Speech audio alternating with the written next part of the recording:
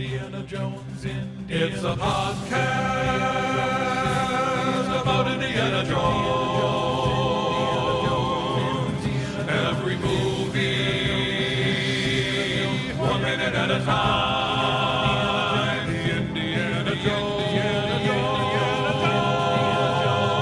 Minute. Welcome back to the Indiana Jones Minute, the podcast in which we celebrate and discuss the film Raiders of the Lost Ark 1 minute at a time. I'm Tom Taylor from IamTomTaylor.com. I'm Pete Mummert. I'm Jerry Porter. I'm Kevin Maher, also known as Twitter's at Kevin Geeks Out, because I host the Kevin Geeks Out show in Brooklyn. And it's awesome. Thank you. It's awesome that you're joining us again for the last day of this week. I'm thrilled. This is a very exciting minute. You've got some good minutes. This is like the heart really of the lucky, movie in some ways. Yeah. What would you do to earn these minutes? That's incredible. The timing was on my side. I mean, don't get me wrong. I would have done the minute where Belloq swallows the fly. That's a pretty choice minute in my book. It's pretty Maybe good. somebody will fall through and you can come back just for that one. Okay. Kind of a major spoiler there too. Sorry for someone who's never seen Raiders of the Lost Ark. I just really gave away one of the most debated film flubs. But before we get there, we got to deal with minute 55, which begins with the staff of Ra making a beam that comes down on the floor here and ends with Indy avoiding some Nazis with the help of Sala and some vague handshaking. Well, I like that this scene sounds like it begins with the sound of a spaceship. Not to get too close to the skull here, but I think we're going to have quite a bit of spaceship motif in this minute. Yeah, I always wonder, the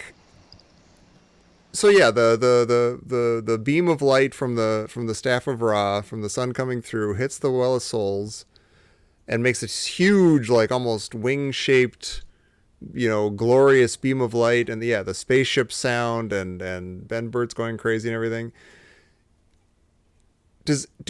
In your completely honest moments, is this a little much, or is this just right? Here's the question I have. It's the sort of thing where if Indiana Jones himself were retelling the tale of his adventure, this is where he takes the most poetic license and he's describing, and then the light came in and it made a sound and the whole room lit up and it was like God was pointing me to where to go.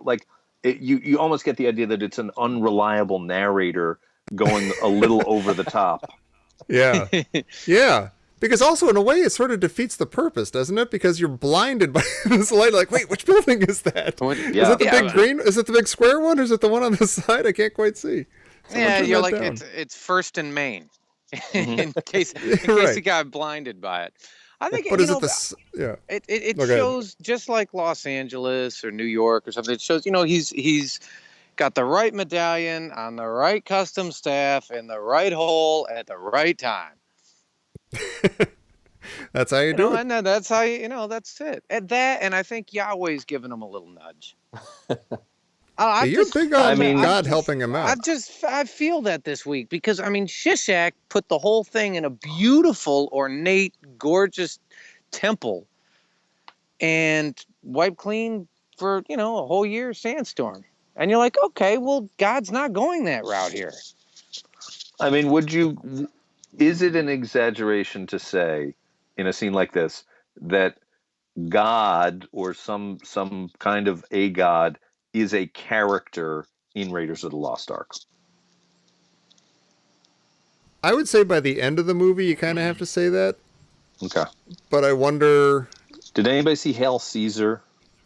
Not yet. The Coen Brothers Hail Caesar? I saw it. There's a whole thing about the that God will not be portrayed, that God will not have a face. That's kind of a running gag because they're making a religious picture. And that's the thing, that even though God does not have a face or a voice, it definitely there's this presence who is it's an interventionist God. The God's intervening.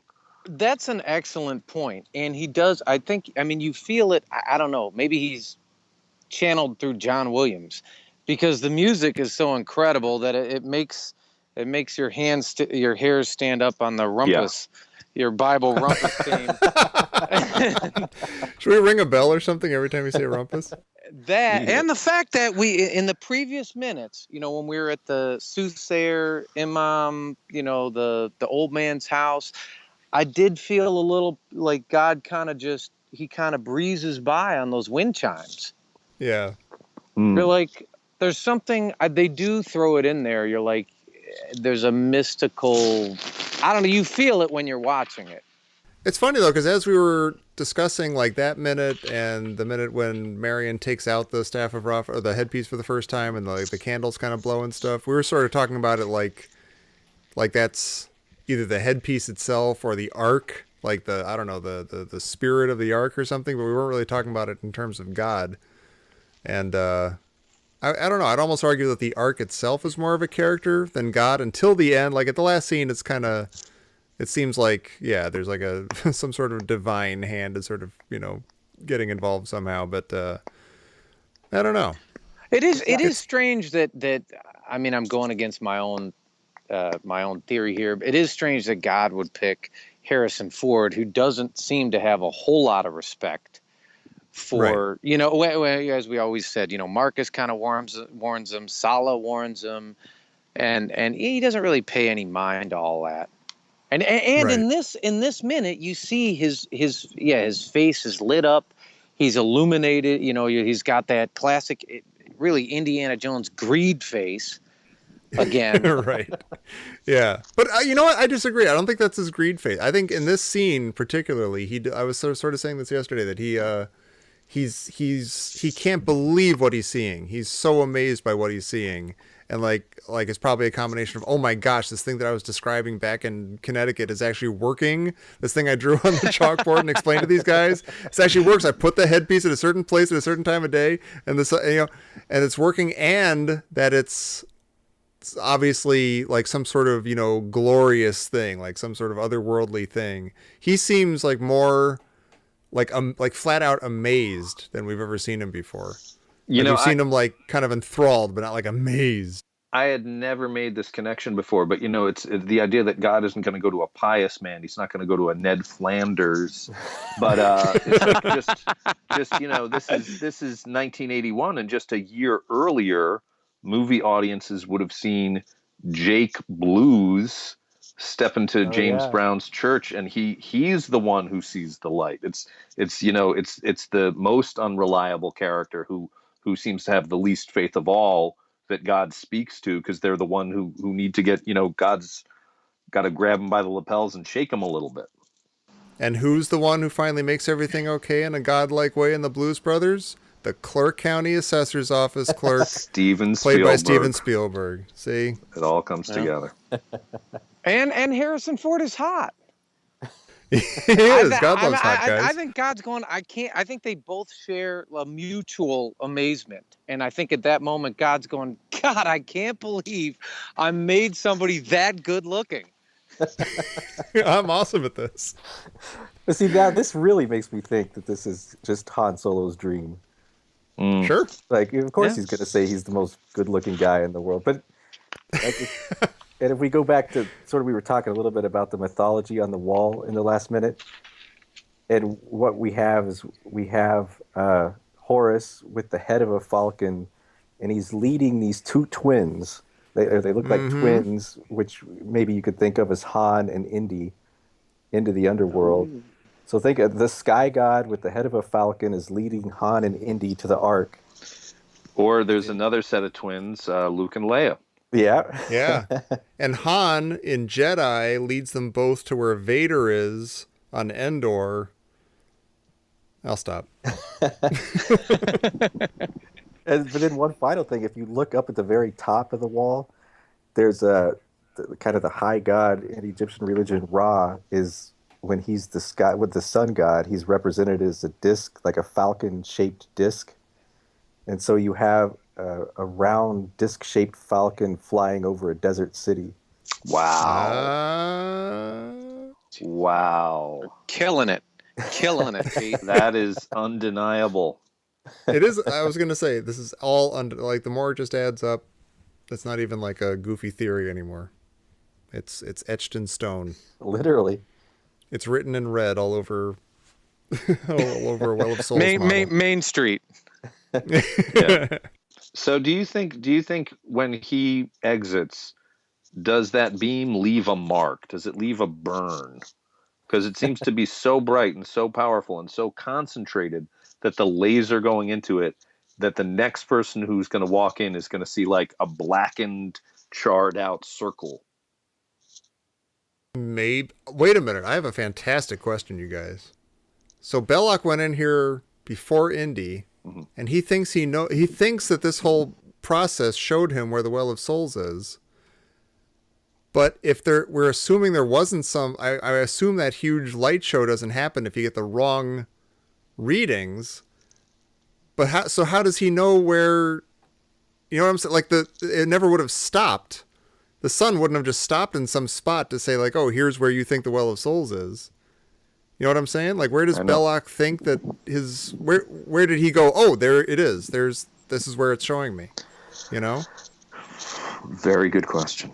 Well, I thought, I mean, because, you don't know. I guess you'd have to work backwards. You're like, okay, he's 2 pegs up or 2 holes up, right? 1 kadam, I don't know, quote, north on the board.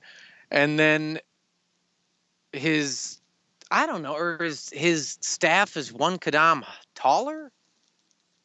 Yeah, but I'm saying like the sun isn't going to stop anywhere. Like Indy gets this big light show when the right place is found. But if you're not at the right place.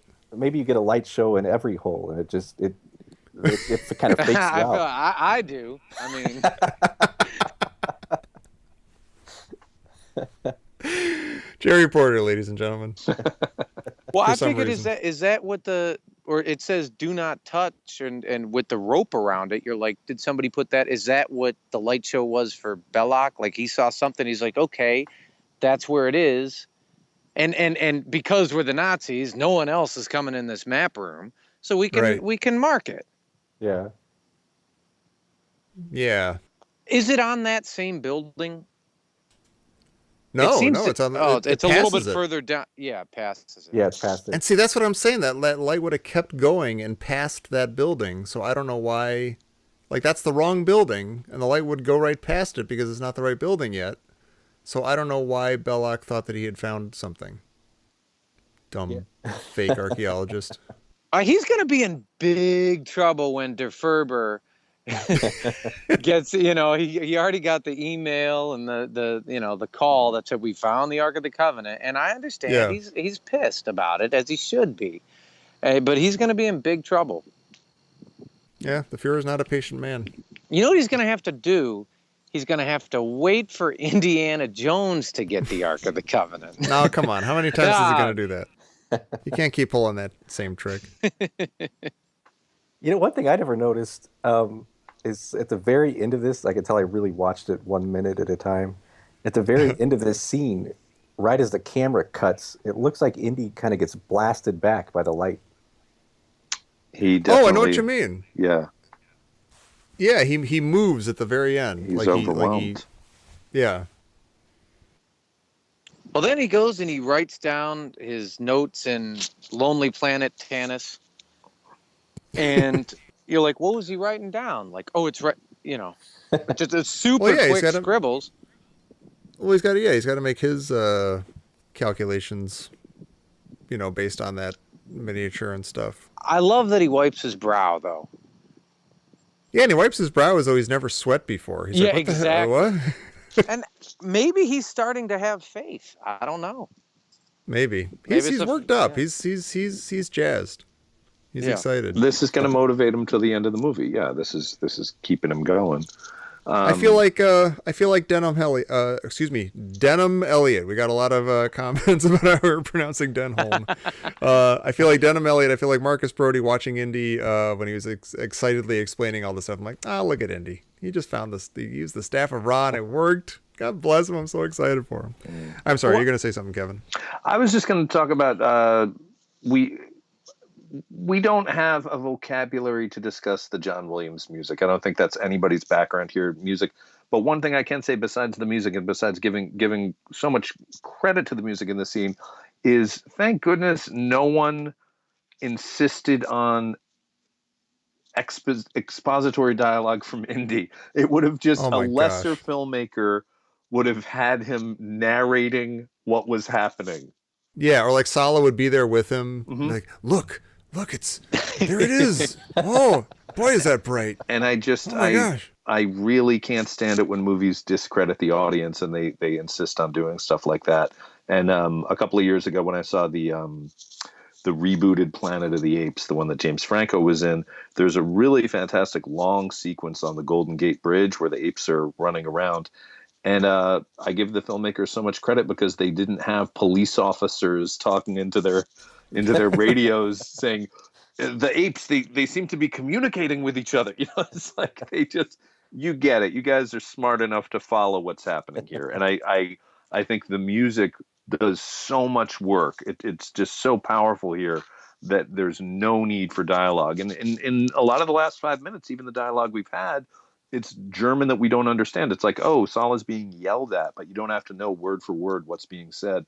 And I think it's just it speaks to the power of Spielberg as a filmmaker. If you look at some of the best moments in Duel, not even Jaws, but in Duel, there are long stretches with no dialogue. There's just the radio that Dennis Weaver listens to, or some of the sequences in Close Encounters. There's some great non-dialogue stuff happening. And he's just such a great visual storyteller who uses faces and light and music so effectively. So would you come on Duel Minute? I would love to come on Duel Minute. I'm a big Richard Matheson guy. So yeah, I would definitely do that. And I also have become a fan of their I did a whole Kevin Geeks Out show where we looked at shark movies. And if you're going to look at shark movies, half your show, more than half the show, is going to be Jaws ripoffs, because there's the stuff that came before Jaws, which is kind of like the secret of the Incas of shark movies. And then you've got Jaws, and then the things that came after Jaws. And in watching a lot of these Jaws ripoffs, I've encountered a couple of Duel ripoffs. There's even one, curiously enough, that was made. Lance Henriksen appears in it, where he's a priest traveling across the desert, and he's lost faith, and he's chased by a truck, and the whole thing is a Duel ripoff. Wow. It's a movie called Nightmares. It's an anthology film called Nightmares. And what's most interesting about it to me is it's directed by Joseph Sargent, and he has a scene where the truck disappears at one point, and then it's like the gopher in Caddyshack. You see the trail of it's underground, and then the truck breaches. It comes out from under the ground, and it's totally a shark moment. It's totally a shark coming out of the water. And Joseph Sargent years later would go on to direct Jaws: The Revenge. That's amazing. So it's you guys are making these kind of connections all the time between all the different movies and the stuff that Spielberg was in and around or executive producing. Yeah. So I would. This is a long way of saying I would love to be on Duel Minute. Well, you mentioned there's a subtlety to it, and that's what makes this movie so great in many ways. Even though you started the minute saying, well, is this overkill? And you're like, it's great overkill if it is. I don't know. Yeah. And even when it's kind of like a big, almost heavy-handed kind of punchline with that Nazi flag coming down as makeshift rope, that is like cool. Like, it's not like ba-da-ba-ba-da-ba. It's like, oh my gosh, Sala just like in a moment of like desperation, like capped it off with like this kind of big FU to the Nazis, like by using this, the Nazi flag as a way to get this, imperialist grave robber who's gonna, pull the rug out from under them, that there's something so cool about that. And it's not like, Indy doesn't give a look of Sala or anything like that. It's just kind of like, oh, what the heck? Oh, what? Swastika. There's something that's very, very cool and subtle, even though it's like a huge, obvious gag. one of the scenes... go ahead. Go ahead. You go ahead, Pete. I was going to say one of the scenes, or the scene where Sala gets the flags. We were talking back a couple minutes ago about a scene getting cut because of there being too many tires on fire. Mm-hmm. But when you see Sala running into the tent and he gives that really amazing kind of running hilarious salute. Yeah. If you look in the back, there are like piles of tires that are burning. Oh wow! So I think that's probably part of the same scene that got cut, where they were going to tow the car. That must have smelled so bad. I know, really. God. I have a question. And are there teepees in Egypt? Well, is that just the standard put tent? them up? It's just a standard. I mean, I've put up tents, but they didn't look like that. That almost strikes me more as like German tents, like German military sort of pup tents or something. I mean, maybe I didn't say I was right. I was just asking. I don't know. I don't know that I'm right. Well, actually, I think like if you saw like Triumph of the Will or some of those crazy movies, I seem to remember like the airplane would fly over rows and rows of teepee kind of tents. So I think that was probably pretty accurate. So they are like German things. That's not so much... like German camping army tents. Yeah, that makes sense to me. What doesn't make sense is that nobody recognizes... Not that they would recognize Indiana Jones specifically, but like this clearly sort of like, I don't know, Western Anglo-Saxon dude. Kind of like going, like not saying anything and like kind of shaking his hands as though he's an extra in like Lawrence of Arabia or something. Like kind of... doing this like vague handshaking thing. I saw him and I was like, he looks exactly like a Catholic dude who just had sex at homecoming. Like he's kind of being rushed along like, yeah, just let me, I'm just gonna go into the teepee. I gotta go journal about this. Oh, Indiana Jones.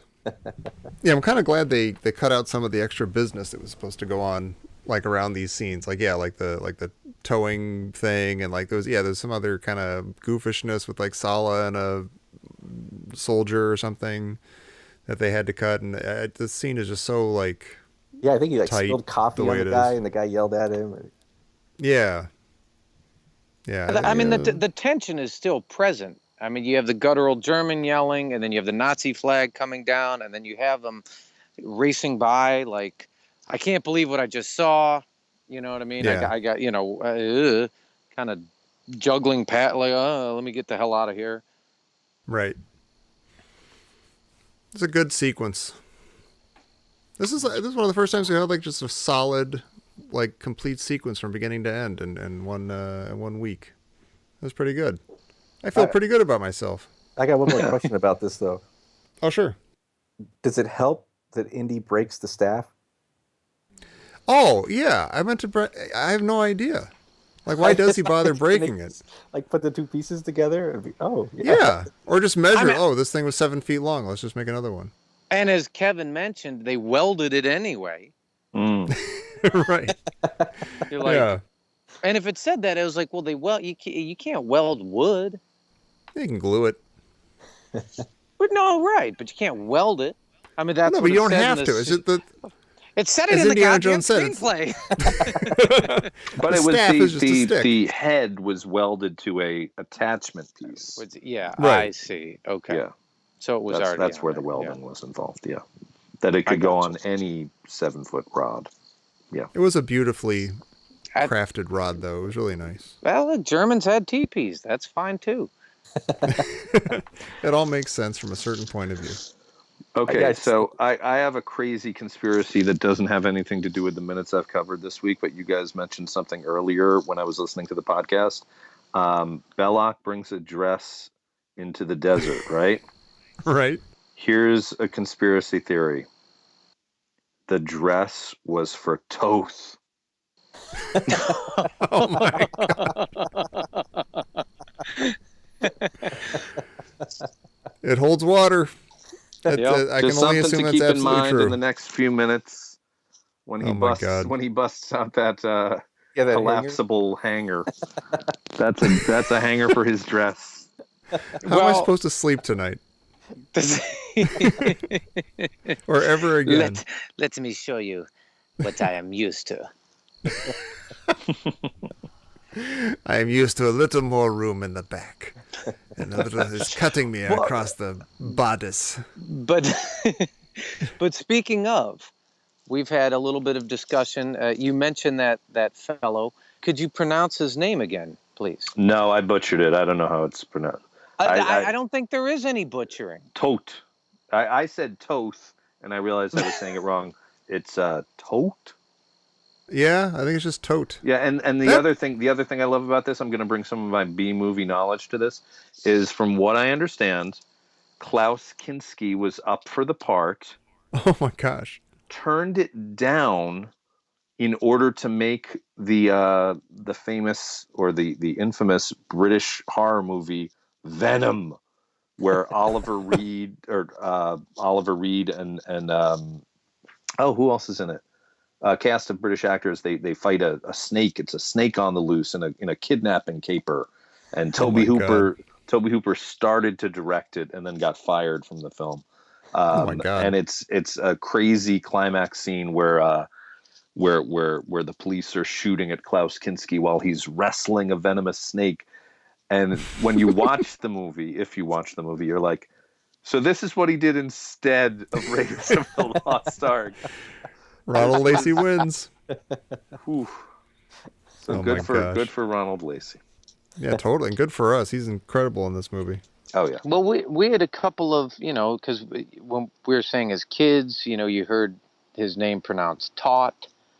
And then, so we were just sort of taking a survey. Some totes, some tots that converted to tote.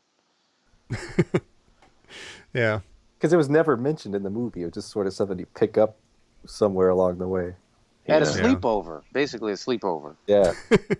But there was an action figure. There was an action figure, so you'd have to ask for it in buying the action figure. And I think they did say his name in the commercial, like, "Oh no, here comes Tote," or "Here comes Tot," "Here comes Lobot." We'll never know. There's no way to find this stuff now that it's all gone. And what are the debatable pronunciations of Belloq? Just the two, Belloq and Balosh. Although Indy calls him when he's in Mom's house, he calls him Belloq. Like there's Belloq and Belloq. He sort of says that in South America too. Too bad the videos don't know why I do Belloq. That's what he gets. Yeah, when he's sort of making fun of him, he's like Belloq. It's almost like when he's making fun of Salah's pronunciation. He kind of draws it out a little bit of a Midwestern tinge. Mm. Belloq. I mean, all these dudes just make Indiana Jones that much more American. That's why he's the hero. Yeah, that's right. He's our boy in blue. No wonder Yahweh loves him. We all love him. We're all Yahweh. Well, all right, Kevin, thank you so much for joining us this week. This has been awesome. Pleasure. That was. And if you want, my gosh, we could call you again in a year or so for Temple of Doom. If you go that way, I don't know. Yeah, absolutely. I happen to love Temple of Doom. Reading up for some reason a couple of years ago. I remember reading up on Weber's backstory. So maybe that's the Dan Aykroyd character who puts him on the plane. Oh my God, that's awesome! So I can revisit that, and again, that's another Dan Aykroyd, Steven Spielberg connection. And I recently found out that E-Buzz in Poltergeist, named after E-Buzz Miller, the character that Dan Aykroyd played on Saturday Night Live. Oh my gosh! That's incredible. So those guys are crisscrossing left and right all over the place. Wow, that's a small town, Hollywood. Yeah, I guess so. Right staff, right time, right headpiece, right hole. Yeah. Exactly. But yeah, thanks for joining us. This has been awesome. Absolutely. We finally found where the Ark is. Pete, where can people get in touch with us if they want to share any of their thoughts and insights and nail us to the wall for anything we got wrong? Yeah, that'll probably be a lot. And Facebook is the easiest place to tell us we're wrong, and you can do it in front of a lot of people. So, Indiana Jones Minute at Facebook. People can like your hate there. And it works out awesome. But we will be back next week with minute 56 of Raiders of the Lost Ark here on the Indiana Jones Minute. Did you call it the Facebook, Pete? Last minute? Yeah, probably. Like the Well of the Souls. Yeah, the Facebook.